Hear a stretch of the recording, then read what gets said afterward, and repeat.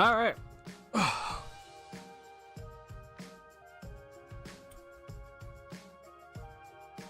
I'm gonna turn down the music. It's a little loud on my end as well. Let's see here. How are we doing tonight? No, it's Thursday night. We're almost at the end of the week, obviously. What's going on, Taro? Taro? How you doing, Taro?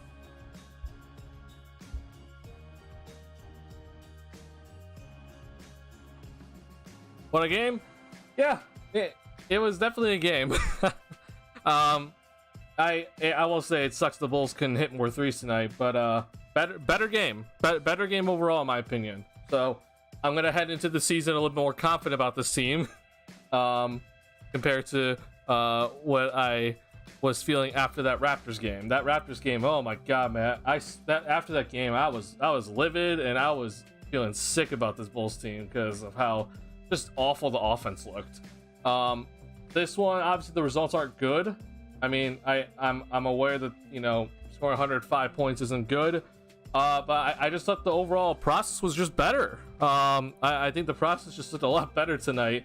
And like, look, if the Bulls are gonna lose like this way, I'd be much happier if they lost this way than them losing in, like, you know, the old-fashioned 90s basketball that we saw last season. So, just obviously sucks that the Bulls just couldn't hit their shots tonight. Levine, obviously, like, it hurt, right? Not having Levine out there obviously hurt them, and Zach should be ready for opening night. Sucks that he was sick today.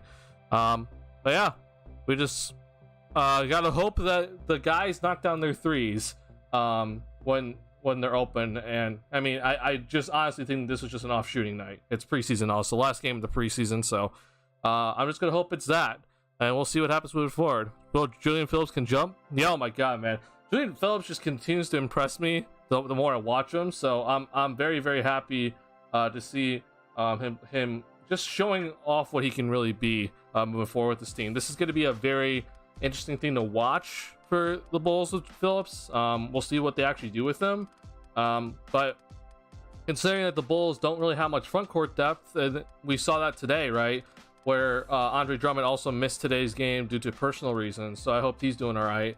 But because the Bulls don't have any front court depth, then, you know, who knows, man? Who knows if Phillips might actually just stay on the roster all season and might get like spot minutes here and there. So yeah, I'm gonna be very interested in watching him. He's really caught my attention. I personally love the way that he plays so far. So if he really develops into something good, which I think he's on his way to, right? He's only 19, only 198 pounds. He's 6'8" with the highest vertical in the draft combine. I mean, it's insane what I'm seeing from him. So I'm very happy to see Phillips playing pretty well, honestly, in the preseason. So he has 1000% caught my attention, right? So I guess if there's like that one player that, you know, we weren't really expecting to kind of do something, he's that guy. He's the one guy that did it. So yeah, doing it. I thought it was a much better game than last game 2. Didn't know Drummond was going to be out this game. Yeah, glad you're doing good, Terrell. Hope things are going well for you. Yeah, I was also, so I was aware of the players that were out, and I was disappointed to see that both Levine and Drummond were out. Reason being is just because this is the last game before the regular season, and I would have liked to see just kind of how Billy was actually planning on running his rotations, especially, like, you know, trying to figure out what's the best lineup to go to for the second unit. Does Zach have to be in the second unit, or does DeRozan have to be in the second unit?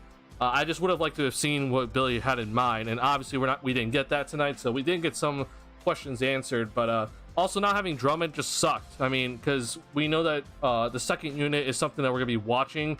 I think it's a really good second unit, but obviously they're more defensive heavy than offensive heavy. And I would have liked to see Drummond kind of playing out there with the second unit guys. So I mean, honestly, it was 2 key losses tonight in terms of player personnel. And I think you can really see how much the Bulls miss Zach. So yeah, I hope Drummond's doing okay. I know that he had some mental health things going on last season, so I truly hope that he's doing all right. But who knows, honestly, why he missed today's game. I'm not going to speculate or anything. So just hope that he's going to be all right, and then I hope Zach gets better, obviously. And luckily for us, we don't have to play until Wednesday, so Zach has plenty of time to get fully healthy again in terms of his illness. Also, Batum is interesting. If we could develop him, he also has a very, very unique pace. I'm also interested with Batum too. Now, he didn't wow me in a sense like how Julian Phillips wowed me or how other players in the NBA have wowed me, but yeah, I'm definitely interested in Batum. So I am. There are definitely guys on this Bulls team that are near the end of the bench or are going to be in the G League this season, and it's something that we're going to be watching, I think, a lot as we go through the season. We all know that Batum's going to go down to the G League because he's on the two-way deal, right? So no questions about that with Batum. He's going down to the G League, so we'll get to see him play. We'll see if Julian Phillips decides to go down to the G League or not, or if the team decides to put him down there. I do think it would help Phillips some just to have him down there, but I wouldn't be shocked if they just brought him up after like a few games or something. But yeah, those are two guys I'm definitely watching. And then I will say, man, I know you didn't get as much playing time, but Sanogo has caught my eye too. And I think that Odama Sanogo is gonna be a guy that I will be also paying attention to because he's also on a two-way contract, and yeah, he's a guy that has also caught my eye. So guys, be watching for development, which is, I think, always important, no matter what stage you are, whether you're trying to win or if you're flat out rebuilding. You always got to develop guys, and trying to find guys that you didn't use a first round draft pick on, I think is kind of how front offices really get their good ratings, right? And so if this is really good overall from the front office, where Phillips develops into something and then so does Batum and Sanogo, then yeah, it looks really great. But then on the flip side, like you just said, Noel, Dalen Terry isn't really showing anything, and that's very concerning, because honestly, I will admit, Dalen Terry did, and like you kind of said, Noel, Dalen Terry did not show anything in these 5 preseason games, and he played in all 5. So not sure, honestly, what's going to happen with Dalen Terry moving forward. I think that if he's going to stay on this Bulls roster, I think that he's going to go down to the G League. But I don't know, man. There's also some thoughts in my head about how I'm like, if the front office is going to look at Terry and just be like, man, like, you're not really doing too much, like, I don't think they waive him because of the salary cap situations. If you look here, the Bulls are basically this is not 100% because of the recent signings and everything, but they're basically like just below the tax. It currently says that they're over, but that's not the case. So if you waive Dalen Terry, you still have to pay him, unless you stretch and waive him and then maybe get some extra money. But yeah, I don't know. I think he's just gonna have to stay on this roster and then just go down to the G League, hopefully work on some stuff, and then we'll see moving forward from that. I'm also with you, Noel, that I am also extremely concerned about him. Again, not giving up on him, but it's not good. It's definitely not good. All right, let's get into this game, because this is the last game before the preseason, or sorry, before the season starts, last game of the preseason. And I have to say that, compared to what I felt after the Raptors game, okay, I think after the Raptors game, I know the score was closer. The Bulls were in that game a lot more. They didn't really have like a bad third quarter, which we saw today against Minnesota. The thing is, though, is that even though that the score was closer against the Raptors, I felt a lot worse after that game than I do after this game. I'm aware that the Bulls did not make their threes. Okay, this is something that we're gonna have to unfortunately just keep track of the entire season, and kind of see like is this team actually gonna hit their threes? But like I said, to kind of start the stream, I would much rather the Bulls lose in this sort of fashion, where they're actually trying to play more efficiently and they're shooting more threes, and they're not going back to like the mid-range ISO and post-up type offense that we saw last season, and they're playing way too slow. Bulls also did a good job against the free throw line in this game. They had 27 free throws, so that's a big difference compared to what we saw against the Raptors, where the Bulls, I think, only had 12 free throws. So the Bulls put up obviously a tremendous amount more free throws, and they put up 10 more threes compared to the Raptors game. I know the score isn't as good, but this is better, right? This is a lot better than what we saw against the Raptors, and I understand the results aren't great, but process over results, as I've said all preseason long. 25 assists is also pretty solid. The 11 steals is good. Only 14 turnovers compared to, I think it was 23 against the Raptors. So improvements there, obviously. And then the biggest thing I think tonight, again, is that no Zach, right? And when you need 3-point shooting, Zach's one of your guys, and he's out. And this is kind of maybe the result that you're going to get every single night. I'm more Patrick Williams went 0 for 7 too. So I just don't think this is normal. Honestly, Patrick Williams is going to hit, more threes. He won't go 0 for 7 every single night. And Kobe went 1 for 7. And I just don't think that's normal either. So, because the crazy thing is, if you think about it, if the Bulls hit just 3 more threes, right? I mean, you're talking about this game basically being tied, right? So I just think that this is overall, it sucks that the Bulls kind of lost in this sort of fashion, but you're also missing arguably your best player, and the threes just weren't going down. So I'm not too concerned, honestly, after this game. The only thing I'm just kind of concerned about is some of the 3-point shooting with some of these guys. But notably, let's just talk about some of the positive stuff. First person I want to talk about is Io. I'm just loving what Io's doing throughout the preseason in general. Io looked fantastic in this game. He hit back-to-back 3-point shots. Obviously, he was willing to shoot them in transition. Got to the free throw line, shot 4 times, went 5 or 9 for the field. This is just really solid overall stuff from Io DeSumo. It's going on MC season. And then other guy that I want to talk about is Vucevic. I talked about Vucevic a little bit kind of early on in the preseason. I was like, I don't exactly know what his role is, and I guess he was just trying to figure things out. But this is kind of what I want to see from Vuce. And I've talked about how with Vuce, if he stays away from that mid-range, right, and he takes more efficient shots, that I think he can average a lot more points compared to his 17.5 that he averaged last season on basically the same amount of field goal attempts per game. So you see here, he put up 21 points on 15 shots. I mean, he averaged basically 15 shots last season, and that's more points, right? And you just look at kind of where Vuce is scoring the ball more throughout the game. It's overall better, right?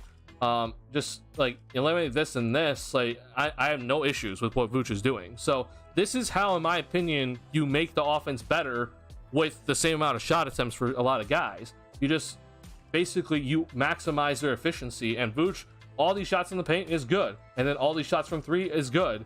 Eliminate these 2 shots, then I think Vuce basically played a perfect game.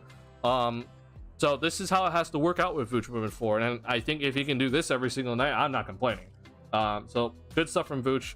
And then after that, I'm gonna point out Kobe because I think he had some good moments, but I also think he had some really silly moments tonight. And obviously the 1 for 7 from the 3-point line doesn't help, but pretty good stuff. And then I'm gonna talk about Patrick Williams as I see some stuff in the chat. It frustrates me to see Patrick get more rebounds when he played at the 5. Shouldn't it be easier to get rebounds at the 4? Maybe. I will admit that it was a little bit disappointing to me that he didn't get a rebound in the second half, because he had 5 at halftime. He did not get a single rebound in the second half, I'll say that. It matters what lineup it is, honestly. When you talk about isn't it easy to get a rebound when you're playing a smaller position, right? It's not always the case, because I do think that typically you see maybe the 5 is always rebounding, but then maybe the 4 is kind of running down the floor.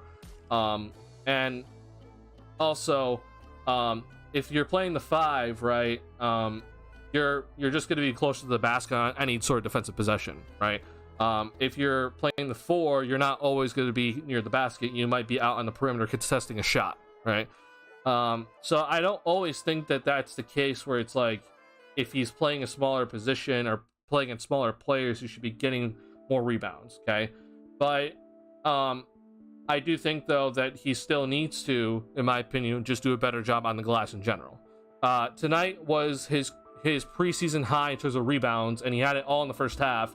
We didn't see a single one after the first half. So that, to me, just shows, I don't know if it's just kind of how the game went. I would argue that's not necessarily the case. I just think he needs to just do a better effort of it overall. So just, yeah, it's unfortunate for Pat, but it is what it is. Now, here's what I'm going to say. A lot of people, it's so interesting to hear the discourse right now about Patrick Williams. I made a tweet about it early on today because my feed, I could not believe it. Like I went to bed yesterday and it felt like no one was talking about Pat, and then suddenly I woke up today and it was like Pat Williams discourse everywhere, and we just got to talk about it. And I didn't really get it, but with Pat, okay, like a lot of people, like I was listening to some post-game stuff and reading some post-game tweets, like a lot of people are upset with him tonight, and I'm like, okay, look guys, like if you look at like this game compared to last game, it's very similar in a sense in terms of his shooting numbers. Okay, last game he went 4 for 13, today he went 3 for 12. All right, so I don't really know exactly how like the same people are kind of upset in terms of what, like when we're talking about like aggressiveness and everything. Here's the thing to me, like this is all I really care about when it comes to Pat. He shot 7 threes tonight and 5 of them were in the first quarter, and I don't care. Like this is exactly what I want to see. I don't care that he missed. Like I understand a lot of people are talking about like, I need to see results. And look, Pat, yes, in terms of consistency with Patrick Williams, he needs to do better with his consistency every single game. But to me, the first part about his consistency is that he needs to consistently do this every single night in terms of 3-point attempts. I want to see him take 6 threes every single game, bare minimum. Okay, that's part of his consistency, because if he even just makes, let's just say 2, okay, that's 6 points, right? It doesn't take as many shots then to get him to that 6-point mark, and I think that will help his consistency overall. So I think tonight was a big step in the right direction for Pat, and he had a similar field goal attempts as compared to last game, and this was like almost like a more of a full game compared to the last game. And yeah, it sucks that he missed it, but I'm also aware he's a 40% 3-point shooter, and this is the stuff that we did not see against the Raptors, right? Against the Raptors, when they only shot 26 threes as a team, he was hesitating a lot, and it's all in my videos, right? Or my last video that I just made. He hesitated a lot from 3. And in this game, yes, he went 0 for 7, but he was launching them on many catch and shoot opportunities, and it's exactly what I want to see.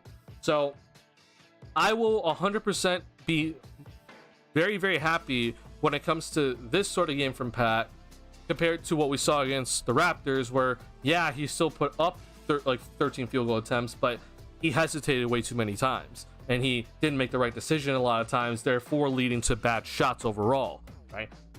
If he does this every single night in terms of taking 7 threes, I won't be upset. This is the Patrick Williams that I want to see moving forward. Obviously he has to make the threes, but I think he will. So in terms of the offensive end for Pat, this is what I want to see. I'm happy to see this tonight because this is the step in the right direction. And then obviously we saw some of his aggressiveness. I mean, his first basket of the game was a dunk, right? And that was a quick decision going past Kyle Anderson, right? That's exactly what we want to see moving forward from Pat. So offensive end, better, obviously. Just gotta make some shots, and I think again better process, right? Defensive, in terms of rebounding, right, it was better tonight overall, but like I said, it was all in the first half. He has to do that in the second half. So game by game with Pat, it's going to be interesting to watch with him because consistency is a big part of it, right? But I hope that this is kind of what he's aiming for every single night and not what we saw against the Raptors or what we saw in other preseason games, okay? Like specifically the one against the Denver Nuggets in the first game against the Denver Nuggets, right? Where he only shot 4 times and 3 of his 4 shots were from mid-range, right? We don't want to see that from Pat. We want to see this instead, and I'd much rather see this instead of him not taking shots, right? I definitely deserve solid rotation minutes based on his preseason performance, and I think he's going to get it. I've said constantly that even with all the guards coming in, Javon Carter coming in, a lot of people are thinking, well, I was out of the rotation, but I said that I think sorry, I dropped my phone. I think he's gonna be in the rotation still. And I know a lot of people were like saying like how, but I still think he's gonna be in the rotation. So sorry, phone dropped. He got the start tonight, obviously, but even if Levine is playing, I think he's gonna get in the rotation still. So he's played well, obviously, this preseason. He looks a lot better with the handles. And it looks like his confidence 3-point shot is back. So yeah, I'm glad to see all the stuff that we saw from Mayo. I think the mid-range shots Vooch took were wide open shots, so I'm not mad at him for that. So there's one that the one that he missed that was close by. okay, and like in terms of like, you know, at the free throw line. This one, in my opinion, was pretty wide open, and it kind of was like off of Kobe pick and roll where he decided to throw it back, right? I'm not too upset at this one. I was actually upset at the one that he made because it was pretty early in the shot clock and he just kind of decided to launch it. I'm just like, if you're gonna shoot from there, why don't you just step back? Like, if you shot early 3 in the shot clock, I wouldn't be mad, but you decided to take this one that was like extremely early in the shot clock, and I'm just like, huh? He made it though, so I don't know if I should complain too much, but I just didn't get this one personally. So, you know, it is what it is. But like I said, I'm not gonna complain about Vooch if this is what he's doing. He took 15 shots, and all of his shots except those 2 mid-range shots were efficient shots, and this is how Vooch can get up to like averaging 19 points per game, even with only taking 15 shots a game, right? So this is really solid overall for Vooch tonight, and he's looked really good the past in this preseason game and the game against the Raptors. So he's figured it out in terms of the offensive end. I remember people were begging him to take more shots. Yeah, and then the funny thing is that some of the people that were begging him to take more shots, you know, they're the ones complaining tonight because he went 0 for 7 from 3. I'm just like, well, look, I'm begging him to take more threes. Like, I don't necessarily want him just to be, you know, trying to launch mid-range shots, right? I specifically want him taking more threes. But, you know, some people that were like begging him just to shoot more in general, they were upset tonight. I was like, huh? Interesting. It's preseason, like Kobe said, it still like training camp. We'll see what the kind of team the Bulls will be this regular season. Yeah, I mean, look, man, it's funny because I got someone tweeted at me tonight saying that just accept the fact that we suck. We can't even beat the Minnesota Timberwolves in the second half when they're playing their third string guys. And I'm just like, look, like I'm aware that that didn't look good, but at the same time, I have seen many times in this preseason where a team is actually playing the starters, and and the opposing team's playing the bench players, and the opposing team is like just running away with the lead. And I'm like, look, it's preseason, okay? The Bulls actually last preseason, if you remember last year, if I'm remembering correctly, they won 3 games. So they actually they finished the preseason with a winning record, right? And we saw how that season turned out, right? So like I said, it's all about process over results. I genuinely do not care about the results in preseason. I don't. It does not matter to me at all. The Bulls have just consistently won in preseason for some reason over the years, so I guess maybe fans are just like used to that. But to me, like I said, preseason's preseason. I don't care about the results. It's all about the process, and I've been critical of the process for the Bulls in that Raptors game and then partially in that Denver game. But this was better process tonight, so I'm not going to be complaining, you know. I think Patrick will get more space with Zach, and that'll make it easier for him. Yeah, maybe that's the case. But yeah, I don't know, man. To me, like I said, it's all about Patrick shooting more and not him always trying to drive, because I do think that Pat's offensive end, right, it's his most impact is the 3-point shot. So I know I don't look good tonight because he went 0 for 7, but I know that he's capable of hitting those 3-point shots. So his drives tonight, I mean, most of them look pretty good. There are some where he shouldn't have passed it back out, but I'm not gonna complain too much when he is taking these shots, right? So yeah, it is what it is with Pat. And yeah, maybe if Zach is out there, he gets better drives, but I don't really know if that's the case, unfortunately, because I think Zach's the one's gonna be driving and Pat's the one's gonna be shooting. So I think the roles will unfortunately just be reversed, so Pat won't get those opportunities. That is for people who want Patrick to be Kawhi Leonard, though. Oh, look, man, like it's unfortunate for Pat that, like, okay, he's a 4th overall pick. I understand that everyone's like, hey, he needs to become the next great 2-way wing in basketball. I understand that that's like the expectation put on him. It's just unfair. It's just an unfair expectation to put on him.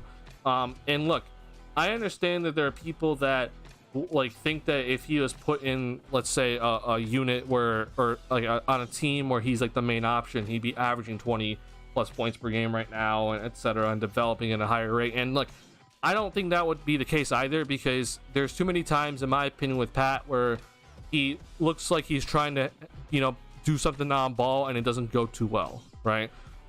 And we talked a lot on this channel about his footwork isn't exactly the best. I don't know if his handle's ever going to be at the point where it's going to be an effective handle to the point where he can break down defenders very easily. So it's all about the footwork with him if he's going to be going one-on-one with guys. So it, to me, just kind of says, like, it, at least in my head, like, even if he was, let's say, on like a team where he's the main option, I don't think he gets to 20 plus points per game, but he might, just due to the fact of the necessity of scoring in the NBA game. There's so many touches, right? But I honestly think that you'd probably see him closer to, like, let's say, like 17, 16 points per game if he was really being featured in the offense, because a lot of his shots are going to have to come from someone creating a shot for him, or it's him back cutting, right? And him being an off-ball threat and working to get his shots, okay? So this is the reason why I think for all the people that project him to be Kawhi Leonard and everything, it's just genuinely, even if he was, let's say, the face of the franchise for this Bulls team, or like was on a team that was clearly rebuilding, I just don't think it's ever going to happen, okay? But what I do think he can get to is OG Anunoby level, right? Or I guess in a sense like a Jeremy Grant level, but a little bit wind down and a better defender, okay? And the other comparison to me is Aaron Gordon. I think he can get to that level, and that's very valuable in today's game, and you get paid if you play that sort of role. So this is the stuff that I think people need to start kind of figuring out the medium. Like, it's not that he should be just like this some bench player, and we should not treat him like he's some bench player, and we also shouldn't treat him like he's like the next coming superstar, because he's just not, okay? But where's the medium? Where's the in between area that we can kind of all see and kind of agree with? You know, like I said, OG Anunoby, Aaron Gordon, Jeremy Grant, but less, right? It's just, that's what I'm seeing with Pat, and I don't think that's a bust, honestly. I mean, hell, Aaron Gordon himself was the 4th overall pick, and people are starting to make the argument about Aaron Gordon and like how he was able to develop in Orlando and had the time to kind of take shots. And look, he was able to take more shots than Patrick Williams, but he also played under Nikola Vucevic and Evan Fournier and some other guys, and maybe even Tobias, I don't even remember, but Victor Oladipo, I think at one point, like he was playing under guys. It wasn't like Aaron Gordon was like the main option on the Magic roster, okay? So I get the idea, but like, Aaron Gordon was the 4th overall pick. He has extreme athleticism, and he's known for being a pretty decent defender, but it's all about the jump shot with him. And he's turned into a 16 point per game scorer on 11 field goal attempts per game on the Denver Nuggets, and played a key role in their championship, right? I just think that's what Pat's going to be, right? Something similar to that. Not exactly Aaron Gordon, because Aaron Gordon is a little bit bigger, but something similar. And I don't think people should be upset at that. And I think that's a reasonable expectation to have of him as he develops. And not a Kawhi Leonard 2.0, right? My honest top expectation would be to reach Andrew Wiggins level if possible. That's all. I think that's another reasonable idea. Now, I'm gonna guess you mean Andrew Wiggins of like today, right? And not Andrew Wiggins in like his rookie season and his sophomore year where he's going off and scoring a bunch of points, right? But more the Andrew Wiggins that we're seeing now, right? And that plays more of like a helpful role and helped the Golden State Warriors win their championship recently, right?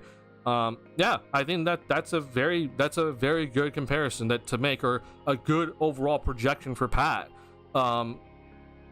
And I don't find any issues with it.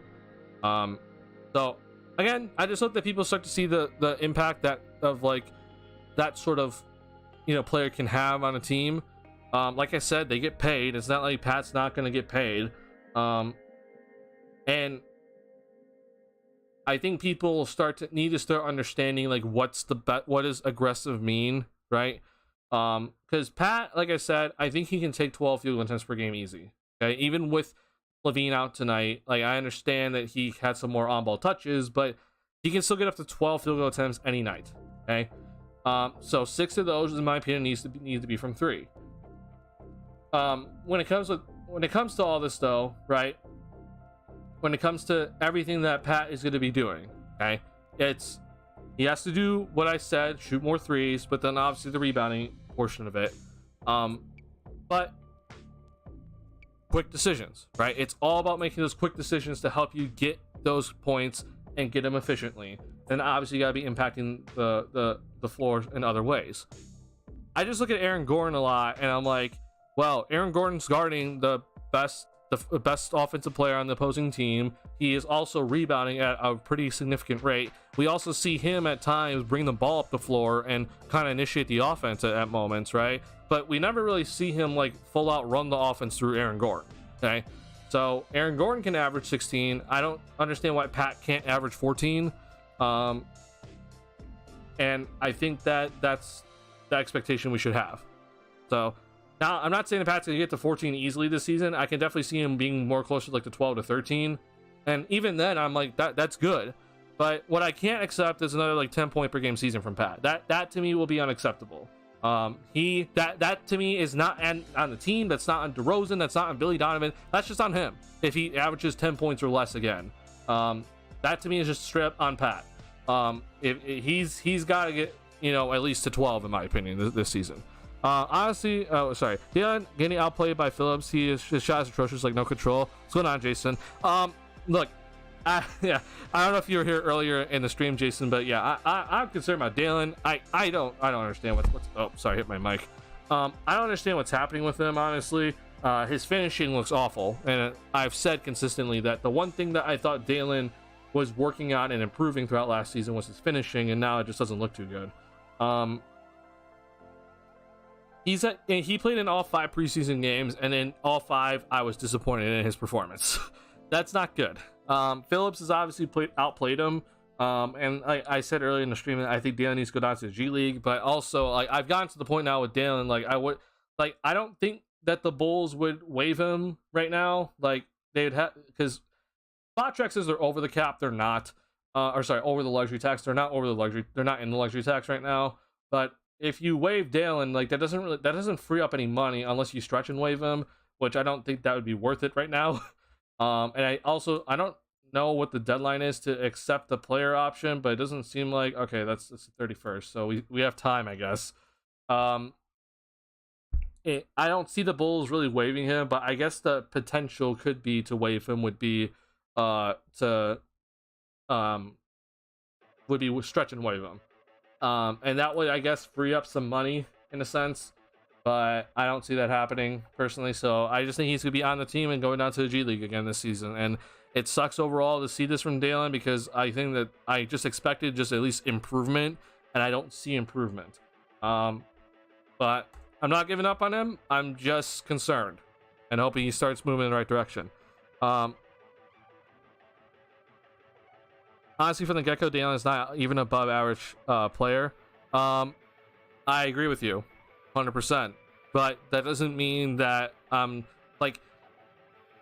honestly think that there are a lot of players that come into this league that are not above average or even average player, right? But you see the raw potential. Okay, for example, I mean, I'm not hating on him, but Julian Phillips in a sense, right? He's really not even an average player currently, especially with his jump shot. Kind of just, we're trying to figure it out. I know it looks good in preseason, but I'm aware of his jump shot struggles that he had in college. So we'll see how it works out, but it's looking better, right? But even with Phillips, just in general, because of his overall his current weight, right, and he doesn't have as much strength, it limits him. That's going to change obviously in a couple of years, right? We know that Phillips is going to get stronger and he's going to have a better understanding of the game, and I think his jump shot's going to get better. Therefore, we're looking at easily an above average player in my opinion with Phillips, if he goes on the projection that I think he will. With Dalen right now, okay, I saw the potential with Dalen with the pick. I got the potential. I understood what the front office was looking at with Dalen. And I understood though that he would be a project, because I watched his college stuff and I just saw that on the defensive end he's legit a monster, but then on offensive end, besides his passing, I didn't know what else he could really do besides cut. So I knew he was going to be a project. The thing is though is you would at least like to see, I know progression is not all linear, so it's I would like to just at least see him working on something that on the offensive end that I know I can trust him with, right? I've talked about how like I think his finishing has gotten worse. If his finishing just continued to be on a good progression, then I don't think we're having this conversation right now, right? I knew that on the offensive end he wasn't going to bring any 3-point shooting. His overall pick and roll offense when he tries to initiate isn't great. I knew that would be the case, but it's because now that like legit all parts of his offense, I'm just scratching my head right now. That's the part that it just becomes really concerning, because that to me shows no progression. And he had an entire summer to work on it. So, you know, there's time obviously with Dalen. He's under contract for this season, and then obviously he could be under contract for the next 2 seasons if they pick up his club option. But he needs to really be showing progression in some area on the offensive end. So whether that's finishing, whether that's catch and shoot 3-point shooting, whether that's just straight up ball handling, I don't care. It needs something, and then you can start moving forward with that. But because he's not showing anything, that's the big problem. Okay. So I don't know. I don't know what to really say about Dalen Terry at this point, besides he's going down to the G League and he's just gonna hopefully work on his stuff. And man, oh man, I'm hoping that things start to turn around for him, because it's concerning kind of watching him. Because it also just seems like the game has not slowed down for him at all. I understand he didn't play a lot last season, but he played in the G League. So yeah, concerning. Dalen Terry finisher just went down to Draymond. Yep. I get scared when he has the ball. I also get scared when he has the ball. I am also very, very nervous when Dalen Terry has the ball. Because I don't think he's making any right decisions. He constantly looks like he's trying to get to the basket when he doesn't have a lane. And he's trying to break down his defender when he can't. So yeah, it's concerning. Very concerning. Let's see here. People got some good looks. Sucks he couldn't make shots. He psyched himself out and he needs to keep at it. I don't know about psyching himself out, but I like every shot honestly he took tonight. I have no complaints whatsoever about Patrick Williams and his shot attempts tonight. Like I said, I would much rather see this from Pat than him going 1 for 4 shooting or whatever, right? This is better. Shoot the 3-point shot. I would much rather you shoot the 3-point shot than you actually try to drive, and just make quick decisions, right?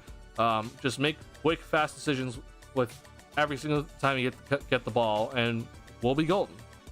Yeah. DeMar looks off. Is he being passive? Sorry, you're cut off from me, Noel, and I don't know why. I'm popping out chat. DeMar looks off. Is he being passive on offense because it's preseason? I'm hoping that's the case, Noel. So in this game specifically, I think he was really trying to like be the playmaker. But then it was like when the moments came down for like when DeMar, like I really needed to see DeMar to kind of like actually go score. It didn't really happen. He also missed some shots that I was like, that usually goes down. So it is DeRozan in the sense that like he's just probably still, you know, he's a vet. He understands how preseason works. And he's just trying to, you know, not go at it too hard.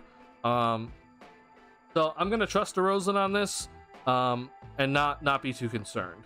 I will say though that yet again the one thing that I'm trying to figure out with DeRozan, and like I thought maybe preseason could answer this question for me, but we haven't really gotten an answer to it.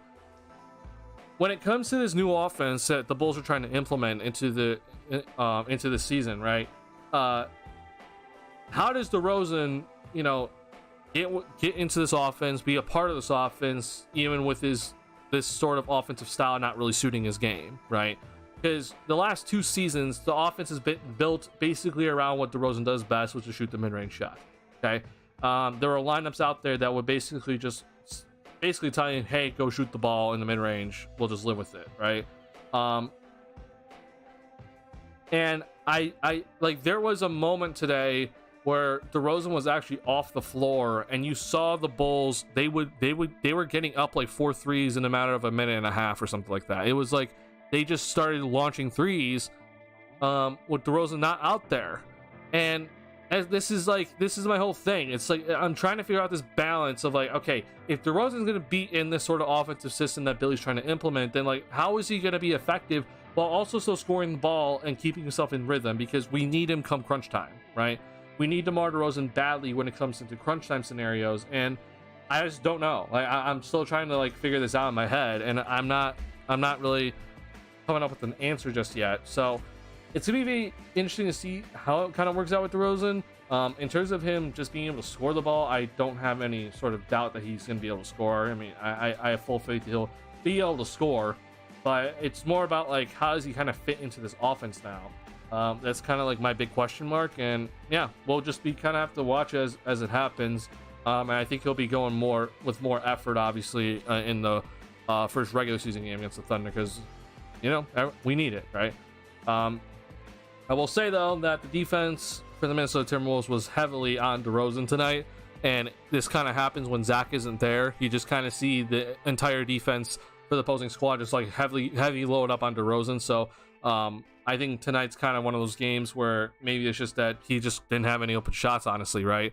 So it is what it is, and I think that's that. But I mean, Noel, unless you kind of saw something that maybe I didn't, but that's at least my take on it. I mean, I would like to hear your take, honestly, because I don't think he's injured by any means. I haven't seen him like hobbling or anything, unless you have. What do you think will happen to DeMar after the season? Will he stay on the Bulls? So it is a big question in my head. I don't really know what's going to happen with DeRozan, but at least from what all indicators point to is that he is going to be re-signing with his Bulls team. Now, the big question to me is what's the contract going to be? Because it seems like, if you don't know, like this is probably DeRozan's last big payday, okay? So he's going to want his money, right? And he probably already thought that he got screwed out of money when he came to Chicago, because he hit free agency and no one really wanted him except for the Bulls, and the Bulls were willing to pay him, right? And even then, so the Bulls didn't pay him compared to what he probably wanted. So I honestly think DeRozan's going to be asking for a lot here. Now, the one thing is that I don't know what the front office is thinking, because it seems like they'd be more willing to trade Zach than DeRozan, which I don't understand. But if, let's say that they're actually committing to this core for this season, the next season, and the following, which is on basically kind of on record for what Vucevic's contract is. Okay, so this would be Vucevic's last year of his contract. Okay, and then it's also coincidentally, I think this is Zach's player option year. So when we look at it, like it seems to me like the ending point of this core potentially, we don't know, would be this year. Okay, so that means that we're looking at giving him basically a 2-year contract, which I don't know how much they would be for, 35 million plus each year, right? So that's kind of what I'm thinking right now. It also just seems like in comparison to the rest of the NBA, that the Bulls are willing to pay DeRozan more. Okay, I don't really think that the rest of the NBA is really willing to pay DeRozan a lot more because of his unfortunate, lack of 3-point shooting, and doesn't really fit into many modern day offenses. Okay, so I don't exactly know what the plan is, but again, it seems like the Bulls would want to pay DeRozan more than other teams. Therefore, I think because of that, DeRozan's going to stay here. And what DeRozan has kind of said publicly, he's going to stay here. And I'm going to guess it's probably going to be like a 2-year contract. So that would put DeRozan basically at his age 36 season at the end of it, or go through his age 36 season. So he'll be 37 the following year. Kind of probably then he's going to slow down. So that's kind of my thought process on it. At least of what I think is going to happen. Now, if you ask me, I personally would have traded DeRozan last trade deadline, and I would also be willing to trade DeRozan now. But I'm not front office, so that's not my decision.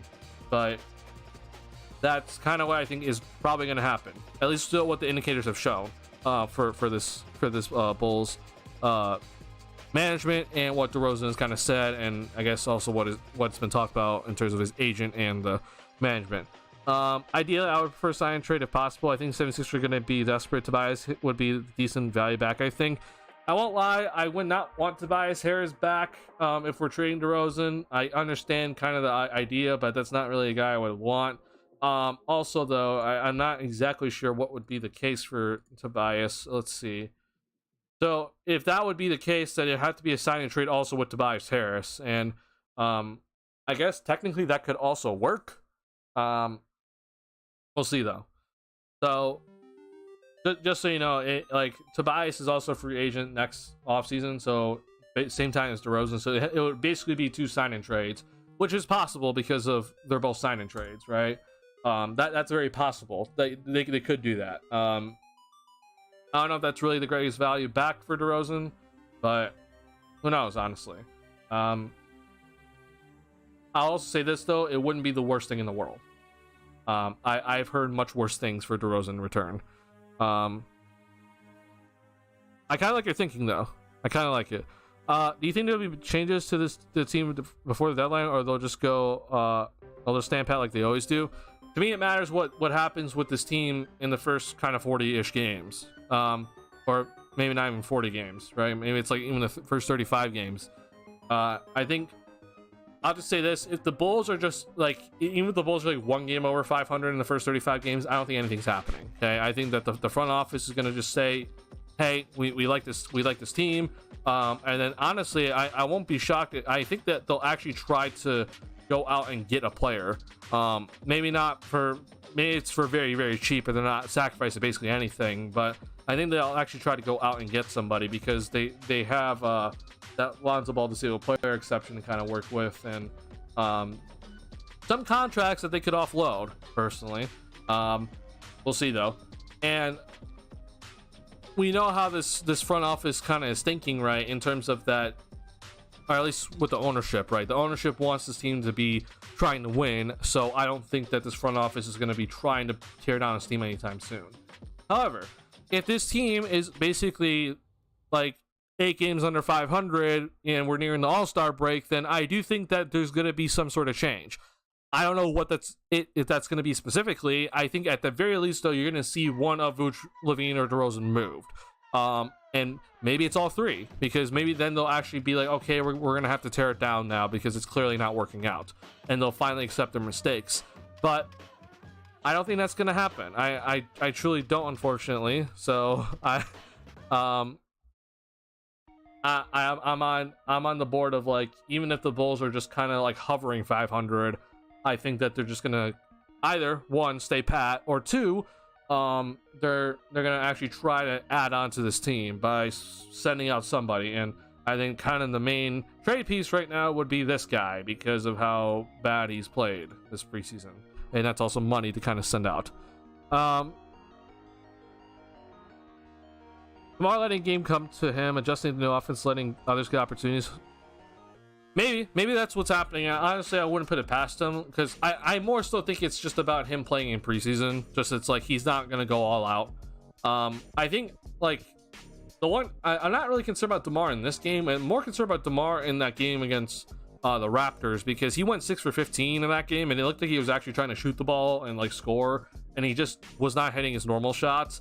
But you know, like I said, it's preseason, so maybe his timing is just a little bit off, and then, you know, we'll get into the regular season, it'll be just fine. So I'm not gonna be too worried about DeMar, honestly, moving forward. Hope DeMar stays. I'm personally not on that train. I understand how much DeMar has done for this team and city the past 2 seasons. I'm not saying he's a bad player by any means, but I just think that if DeRozan's gonna be here, it does limit the offense. But if that's the case, if you're going to keep DeRozan, then I trade Vooch immediately, personally. But I also know that he just got signed to extension, so like I don't think that's going to happen. But in my opinion, one of DeRozan or Vooch have to go. Just straight up, if this team actually wants to move forward, I think that one of Vooch or DeRozan has to get out of here, just because of how they play. But if Vooch is going to be playing like this more consistently, then I won't have any complaints. I just don't know if that's going to happen or not. Klay Thompson's also really nice if possible.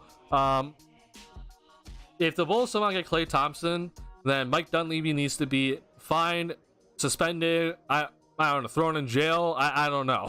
Like, just absolutely just flat out just criticize the absolute heck out of him if somehow Klay Thompson is let go from the Golden State Warriors. I would love Klay Thompson on this team, even though he's not prime Klay. It's just probably not going to happen. Mike Dunleavy, if he does that, Warriors fans will not be happy, and I don't think the owners would be happy. Joe Lacob and crew. So, yeah, I don't see that happening personally. Their payroll's insane, and because Kuminga and Moody are all going to want money. I'm aware, but I'm also aware that this is the only team that has been really willing to go into the tax. So I don't see anything really stopping them because they just go into the tax anyway. Yeah, I mean, it is what it is with these guys. So yeah, they have a lot of money in the books. I'm not gonna lie. It helps so that the cap goes up every single season. So and honestly, because they got rid of like Jordan Poole's contract, I actually think it really kind of set them up well for the future. We'll see what happens with Chris Paul, because we know that Chris Paul is probably not going to be here for long, right? Not guaranteed for next season, but because of Jordan Poole's contract is gone, like it actually kind of helps them in a sense to kind of save money for the following seasons. So yeah, we'll see what they actually do. I am aware that these guys are going to start to want money, but these guys have a club option for next season, so this is fine. It's this season that is the worry, right? Because this is the season where they need their money, and we see that obviously Clay is not under contract, obviously, and Chris Paul would be gone, right? So this would be the year in a sense where things could potentially change. Yeah.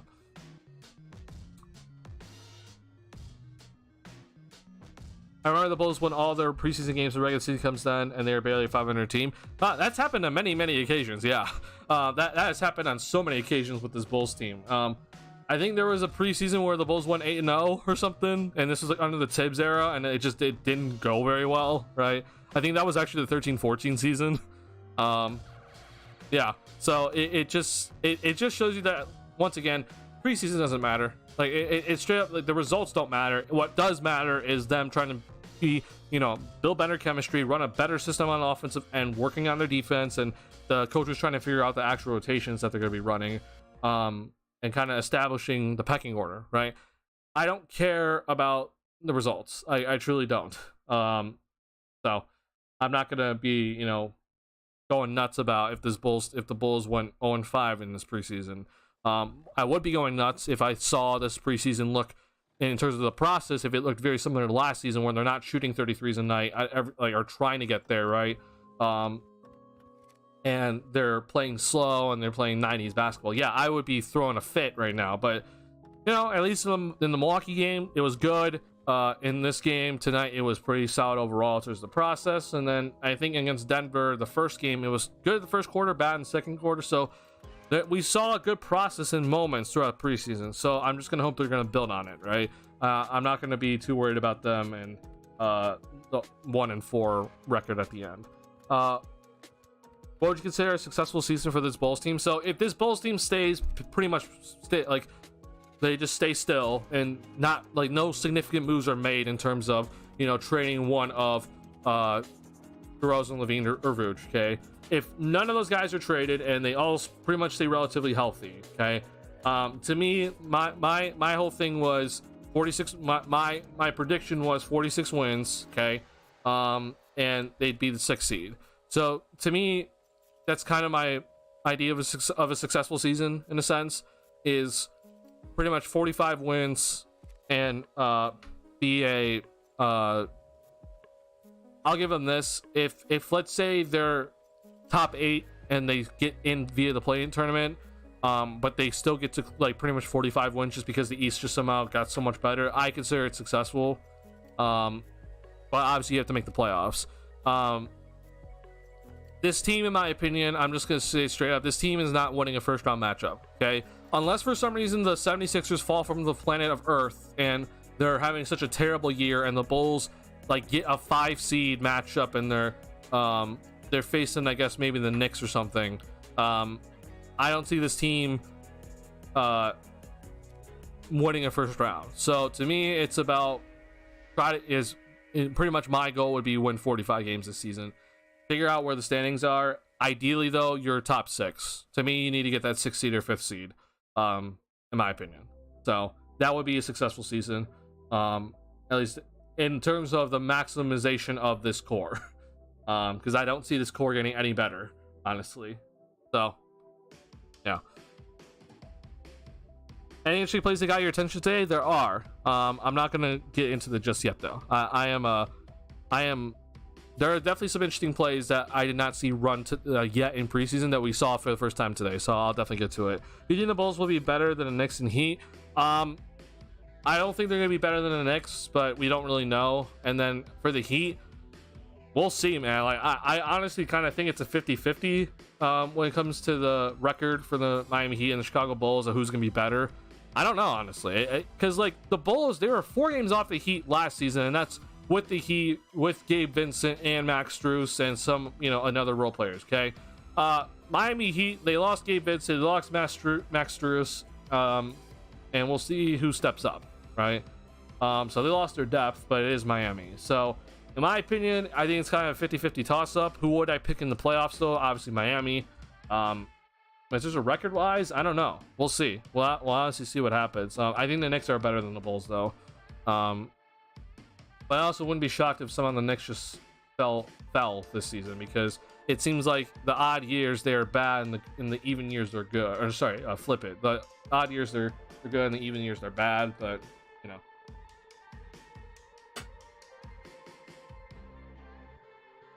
And this is kind of the way, like, if you're wondering about like my Eastern Conference, so like to me, this is how it goes. So this is the first bracket, okay, and then this is the second bracket, and then 5 through pretty much 11 to me is like I don't know where teams are gonna land. Okay, in my opinion, I think Brooklyn is gonna go down.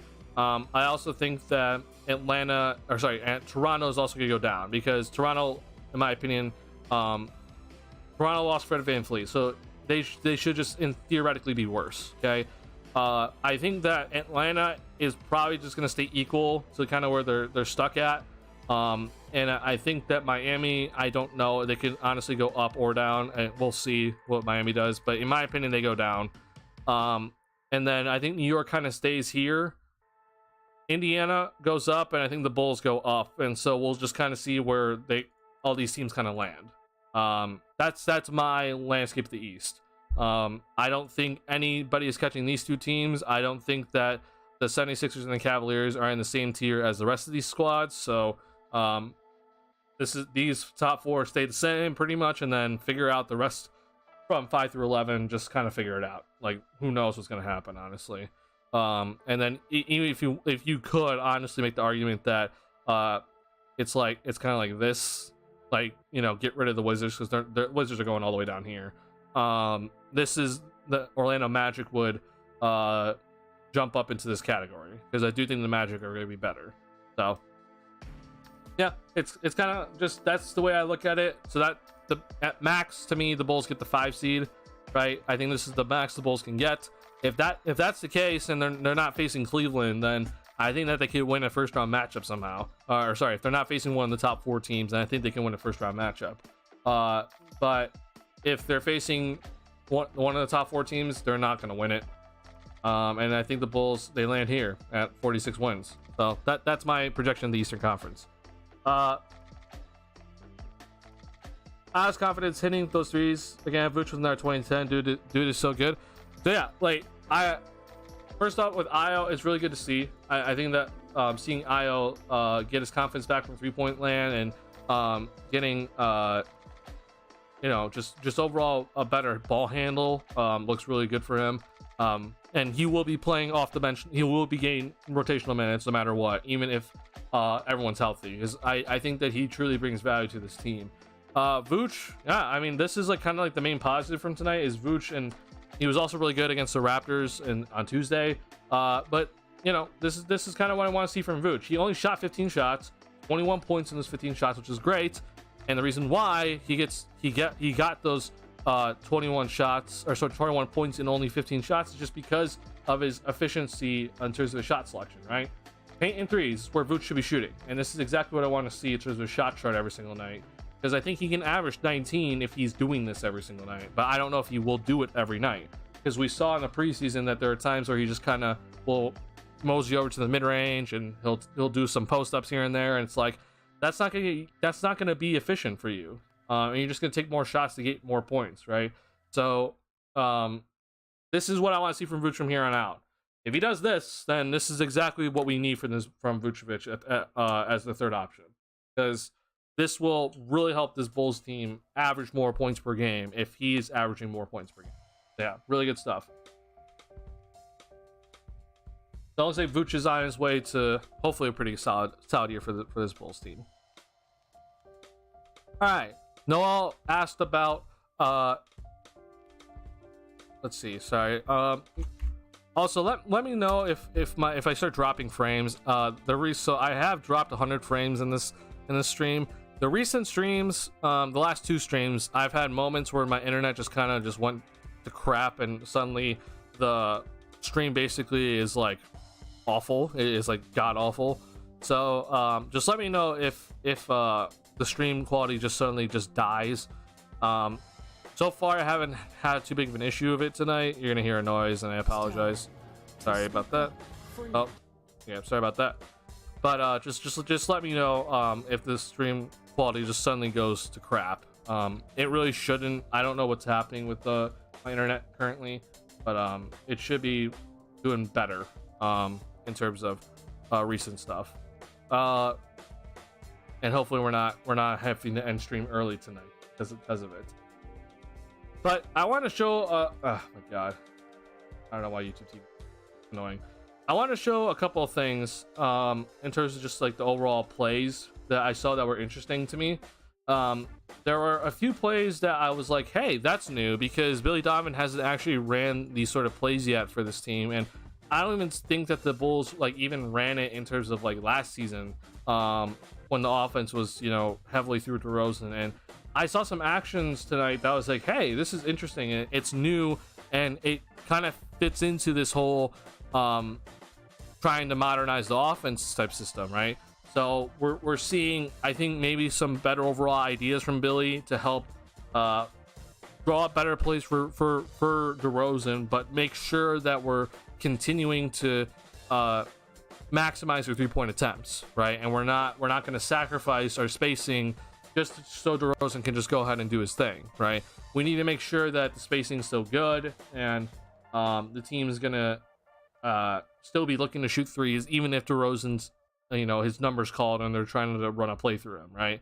I don't know why this is not working. So hold on, give me a second here. I'm gonna reload it. All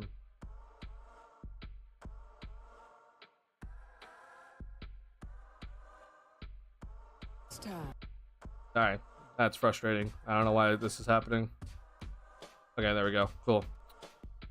Let's see here. I'm gonna have to skim through this, unfortunately, but we'll get there. Hold on a second.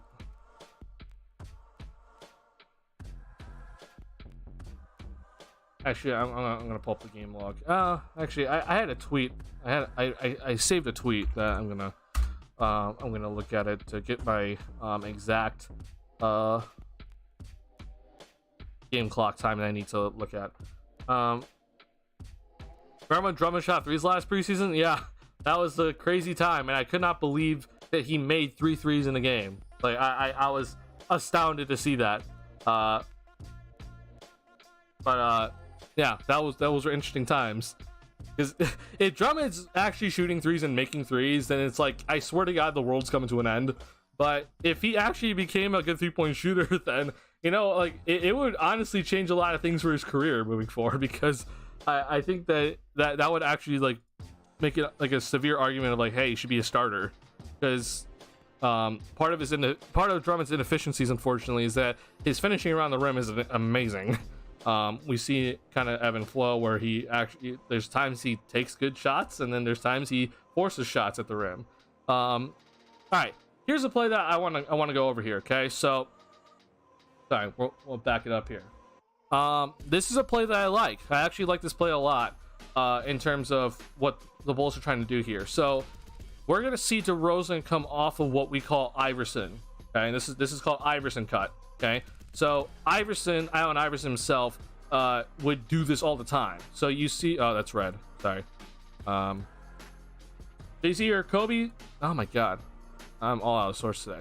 So Kobe came over here, set a screen, Vooch also set a screen, and DeRozan's just gonna come over here and catch the ball over here. Okay, so this is, again, we call this Iverson, because Allen Iverson did this all the time. And so you see here that DeRozan's gonna catch the ball on this side of the floor. Okay, and immediately after that, you see Vooch come over here, set a screen for Kobe White to come up here, and then Kobe's gonna come up and set a screen for DeRozan to come off of. Okay, I like this. This is cool. This is really cool stuff. Okay.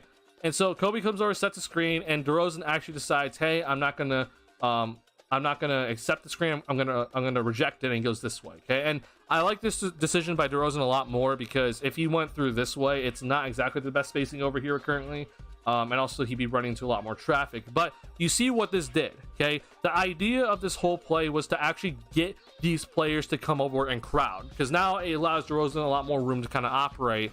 And you now have two defenders kind of stuck in the same spot right here, and they're not necessarily in help position. Okay, so this is really good. So DeRozan rejects the screen, and he passes over to Vooch, which is really good. As Vooch catches this ball, now Io needs to go back out here, and Patrick Williams is in the perfect spot right now. And personally, I would not mind if Vooch just went in here and shot a little floater. Okay, all these options, in my opinion, are really good. Vooch throws it over to Io, which, when you look back at it, it probably should have went to Patrick Williams first, but it's okay. We're not gonna be too upset about it. Io then throws it over to Pat, who, in my opinion, honestly should have shot this.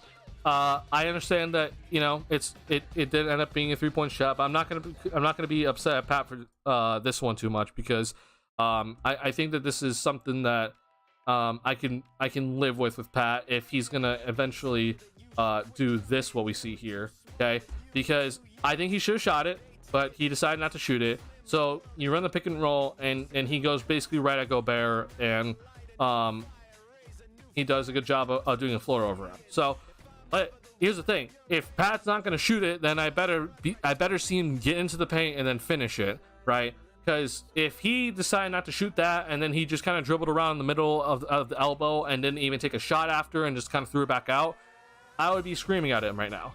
But he decided not to shoot it. He ran the pick and roll, got into the paint, and made the shot. Or at least just, like, me doesn't even need to take it. I just need to see him get into the paint and attempt the shot. Okay. Yeah, I can live with it. So overall, though, this is a play that we saw kind of, I think, a couple of times throughout this game, where we saw the Iverson cut from DeRozan come over to that side of the floor, where I think that's kind of where we're going to see DeRozan a lot in the upcoming games. Is kind of on that left wing area, because Zach's gonna kind of be in the corners and on the other side of the floor, right? So I think we're gonna see this a lot, and I think this is a good idea by Donovan to do, because one, it kind of helps crowd up the defense, and the defense isn't gonna be in the best help position, but two, it helps kind of not let DeRozan just kind of dribble the ball all the time, right? Because what you could do with DeRozan, right, is you can get into that similar type of set, but he brought the ball up the floor, and then he is slowly going over to the corner, and then suddenly there's, 10 seconds left in the shot clock, and we're not even into our set yet, right? So this is just a good way to help get DeRozan to his spot first, and then he can go ahead and run the pick and roll with him and let him make the decision, and end up being a pretty good overall possession with the result. But the process of it, getting Pat Will that look, in my opinion, from 3 that he probably should have taken, that's good, right? That's really solid stuff, in my opinion, from the Bulls and Billy Donovan. So I'll be paying attention to that moving forward with the squad, and see maybe this is a play they maybe run in the fourth quarter a little bit more.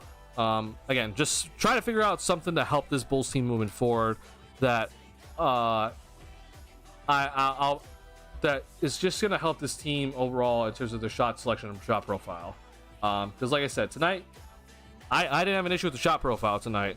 I honestly didn't. And there's an argument to be made, though, about tonight that the Bulls shot so many threes because Rudy Gobert was on the floor. But in general, though, even when Rudy Gobert didn't play in the second half, the Bulls still shot 18 threes in both halves. So I don't necessarily think that's the case. It could be. But in my opinion, it was more so about the Bulls and them just looking to actually shoot the 3-point shot and not hesitating at all. And it worked out well for them tonight. So in terms of actually getting the volume up. Now, obviously, they need to make it, right? But like I said, it's all about process, right? Oh, sorry, my water bottle.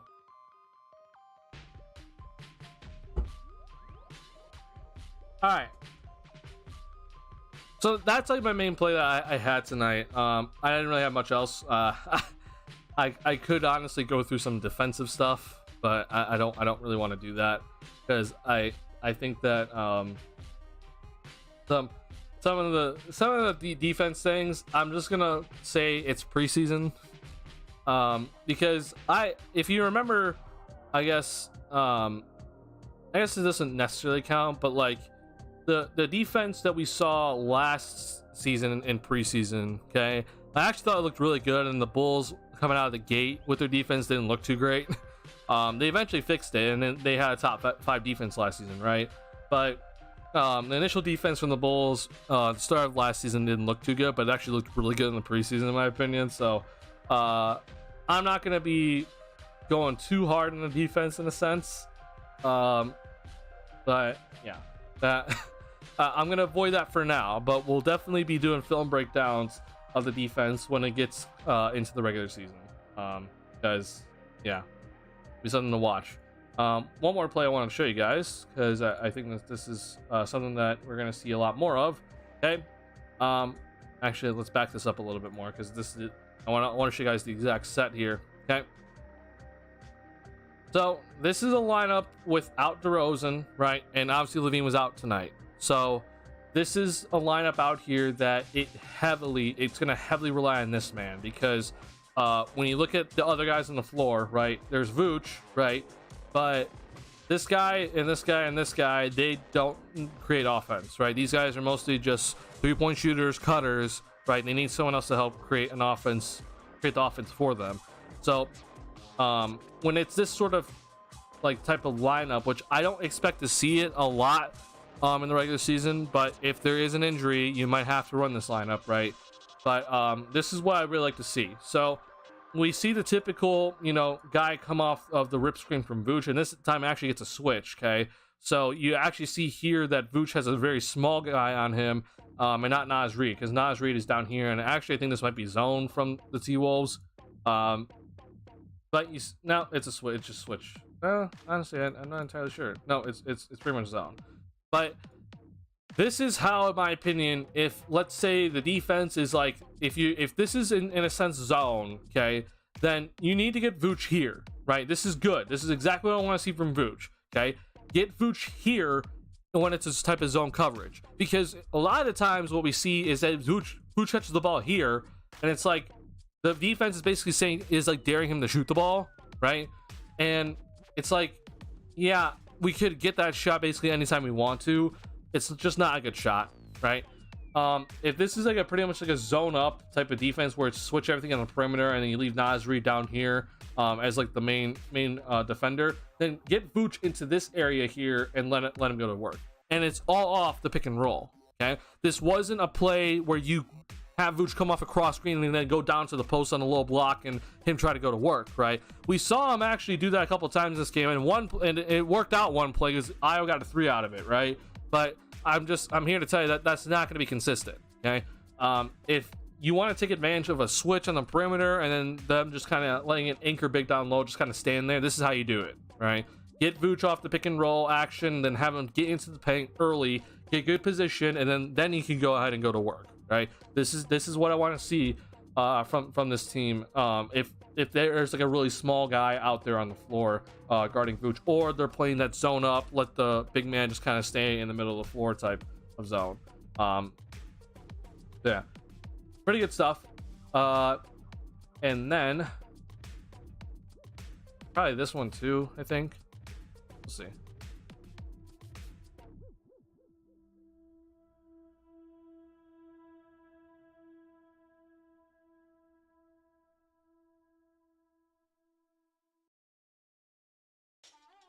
And all right, so foul shots.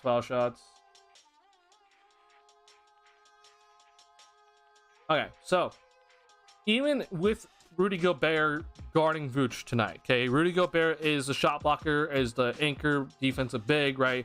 and it's one of the best shot blockers in the league, right?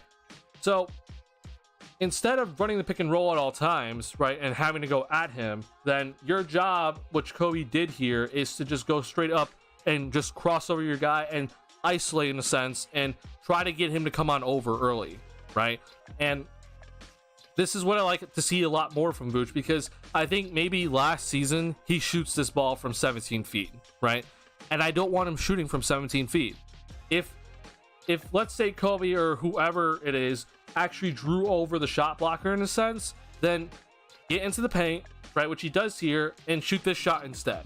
Like, I understand that it may not be the biggest difference in the world, but this to me is much better than him shooting a 17-footer, okay?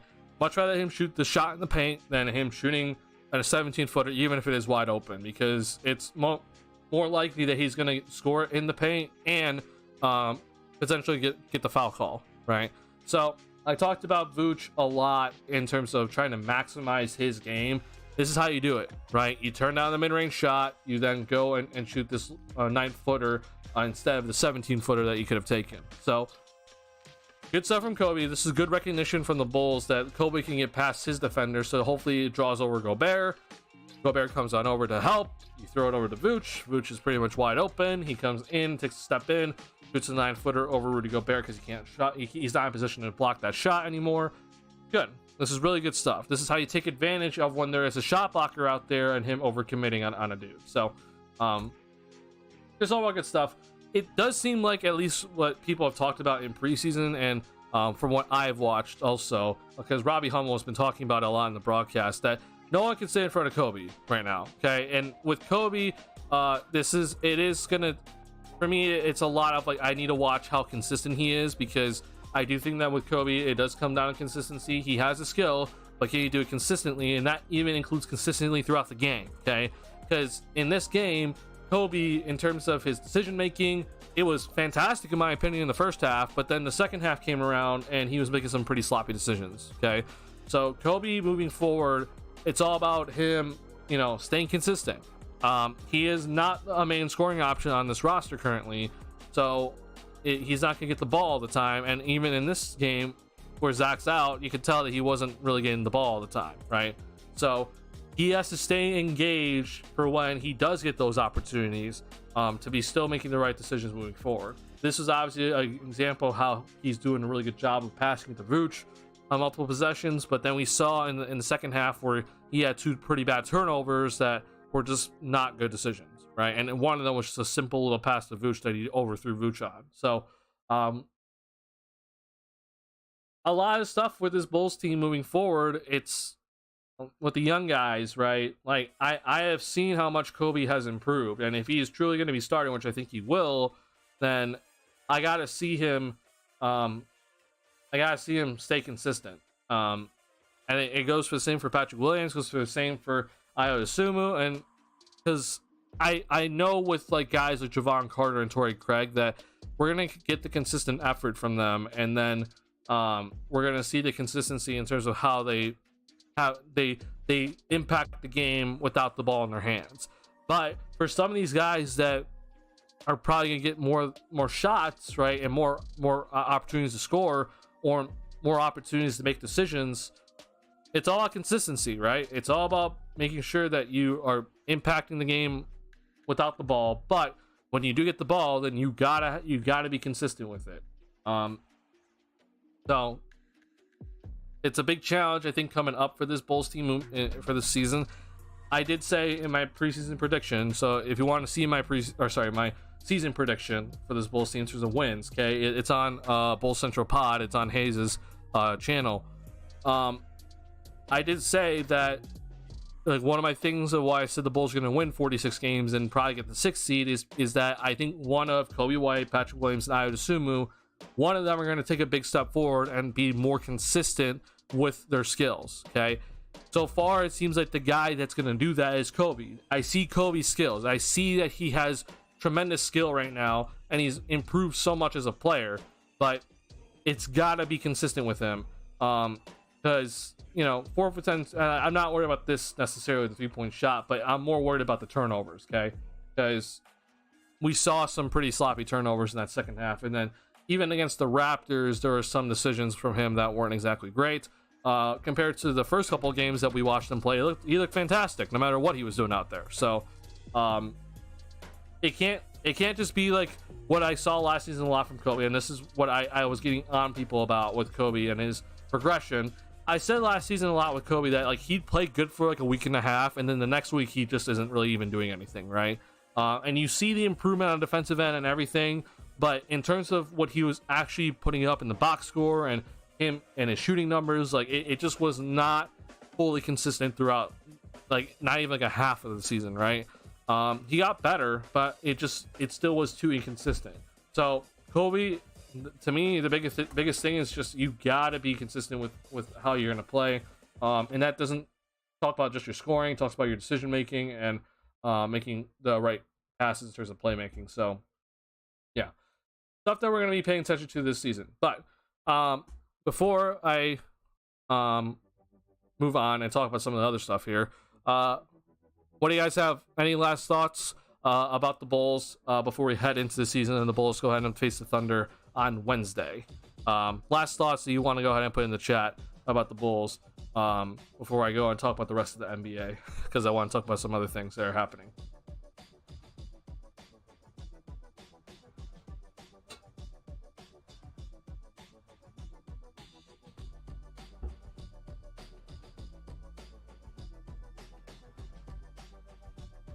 To finish it off, just like overall, my last like little thought before going into the season, okay, just to kind of put things all together, I think LaVine's gonna have a pretty good year.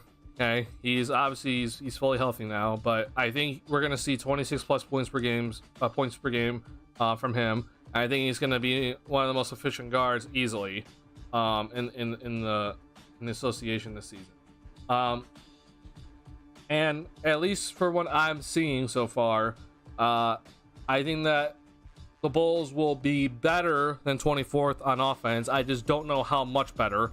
I think that right now, from the preseason results, I'd say that they just improved like a little bit, and so instead of being 24th, they're probably ranked like 20th or maybe like 19th. To me, the highest that this Bulls offense, due to their limitations, can get to is 12th, or around 12th, right? So I would like to see them get into the top 15 on the offensive end in terms of offensive rating. But I think that's gonna be the biggest challenge. I think defensively they're gonna stay at top 10. I don't know if they're gonna be top 5 like they were last season, but that's kind of my overall thoughts on before heading into the season. And the season doesn't start out too easy. It starts out pretty rough for this Bulls team, unfortunately. Hopefully we win. I agree. Thunder squad's pretty good. They have a shitload of picks. Yeah.